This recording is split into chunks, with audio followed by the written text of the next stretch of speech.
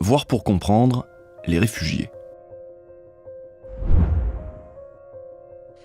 Chaque jour dans le monde, des milliers de personnes prennent la décision la plus difficile de leur existence. Partir de chez elles pour fuir la guerre, la torture, les persécutions, l'extrême pauvreté, dans l'espoir d'un avenir meilleur. Plus de 244 millions de personnes ne vivent pas dans leur pays de naissance, soit environ 3% de la population mondiale. Qu'on les appelle migrants, réfugiés ou demandeurs d'asile, derrière ces mots, les réalités sont multiples. Et trop souvent, ces hommes, ces femmes et ces enfants forcés de fuir ne sont bienvenus nulle part. Pour y voir plus clair, il faut commencer par quelques définitions. Qu'est-ce qu'un migrant ? C'est une personne qui se déplace d'un pays à un autre. Un migrant est en situation régulière lorsqu'il possède un permis de travail ou de résidence, ou en situation irrégulière quand les autorités du pays où il souhaite résider ne lui délivrent aucune autorisation. Qu'est-ce qu'un réfugié ? C'est une personne qui fuit la violence ou la persécution dans son pays, ce qui la contraint à demander la protection d'un autre État. Qu'est-ce qu'un demandeur d'asile ? C'est une personne qui a quitté son pays en quête de la protection d'un autre État et qui n'a pas encore obtenu de réponse. Il faut aussi clarifier la notion de droit d'asile. Le droit international dit que c'est le dernier des droits lorsque tous les autres ont été bafoués. Une sorte de rempart contre l'arbitraire et l'inhumain. C'est-à-dire, la Déclaration universelle des droits de l'homme de 1948 reconnaît que le droit d'asile est un droit universel et inconditionnel. La Convention des Nations Unies relative au statut des réfugiés datant de 1951 va plus loin en interdisant de renvoyer les réfugiés dans des pays où ils risquent d'être persécutés. C'est le principe de non-refoulement. Donc, afin de respecter ces principes, les États doivent garantir la possibilité de solliciter l'asile. Les États sont responsables des conditions d'accueil des demandeurs d'asile. Concrètement, ça veut dire qu'ils ont l'obligation de garantir à tous, sans discrimination, les droits humains fondamentaux. Se nourrir, se vêtir, se loger, se soigner, le droit d'aller à l'école pour les enfants. Les demandeurs d'asile doivent être informés, dans une langue qu'ils comprennent, des services dont ils peuvent bénéficier. Et vraiment, pas seulement en théorie. Les personnes reconnues réfugiées doivent impérativement être protégées par l'État qui les accueille en attendant de pouvoir rentrer chez elles, si les conditions sont un jour réunies. Lorsque les situations de conflit ou de violation des droits humains dans les pays d'origine se prolongent, les réfugiés doivent être en mesure de reconstruire leur vie dans le pays d'accueil et avoir la possibilité d'en acquérir la nationalité s'ils le souhaitent. En réalité, le respect de ces droits se heurte à la fameuse souveraineté des États, c'est-à-dire leur droit à eux de faire ce qu'ils veulent au nom de leur indépendance. Alors oui, la majorité des États s'accordent sur la nécessité de protéger les réfugiés et sur les valeurs humaines qui entourent l'asile.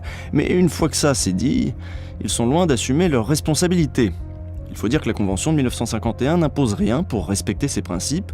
Du coup, les États en profitent pour mettre en place des procédures insuffisantes ou carrément restrictives qui n'offrent pas aux réfugiés la protection attendue. L'une des méthodes les plus efficaces, c'est l'amalgame qui permet de refouler les réfugiés sous couvert de politique d'immigration. L'autre méthode, c'est une mauvaise volonté, brutale et inhumaine.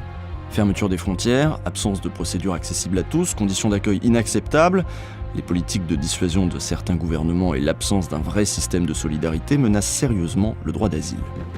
C'est comme ça que l'Australie a transféré de force des réfugiés à Nauru, ou que l'Union européenne les maltraite en voulant les renvoyer en Turquie, depuis l'accord passé en mars 2016. L'Union européenne n'a vraiment pas à être fière de sa politique. Elle fait le choix très clair du contrôle plutôt que de la protection. Opérations conjointes aux frontières grecques, surveillance de la Méditerranée, financement des programmes nationaux de contrôle des frontières ou coopération avec la Libye, ce n'est pas beau à voir. Et ça se passe comment en vrai quand on est réfugié ? Dans de nombreux pays, les conditions d'accueil des demandeurs sont déplorables, voire inexistantes.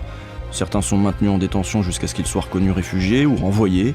D'autres sont victimes de discrimination ou de violences orchestrées ou tolérées par les autorités.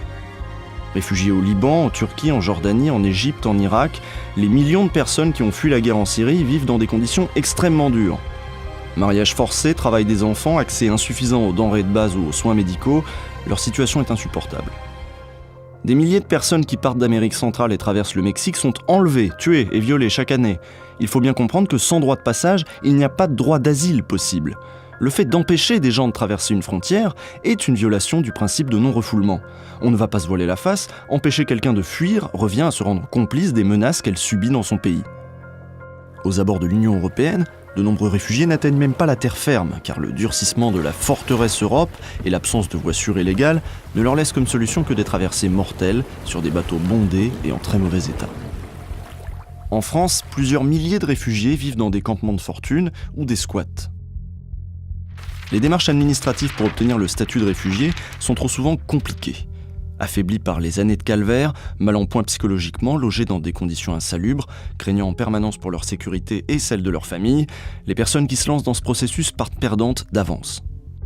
Le constat est donc accablant. Il n'existe aucun continent où ce fameux droit d'asile, dernier rempart contre l'arbitraire et l'inhumain, est respecté. Cela donne l'impression que les réfugiés n'ont aucun droit et qu'ils sont un danger. Il n'est plus question d'hommes, de femmes, d'enfants en souffrance, mais d'un phénomène effrayant qu'il faudrait gérer et éradiquer. Inévitablement, la peur prend le pas sur la solidarité avec son cortège de violence, de racisme et de discrimination. Déshumanisés, ces hommes, ces femmes et ces enfants pour qui l'asile est l'ultime rempart contre la persécution perdent leur dignité.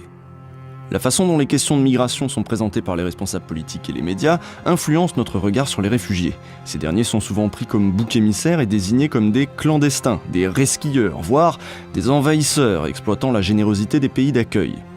Il est question de flux, de flots, de vagues de réfugiés.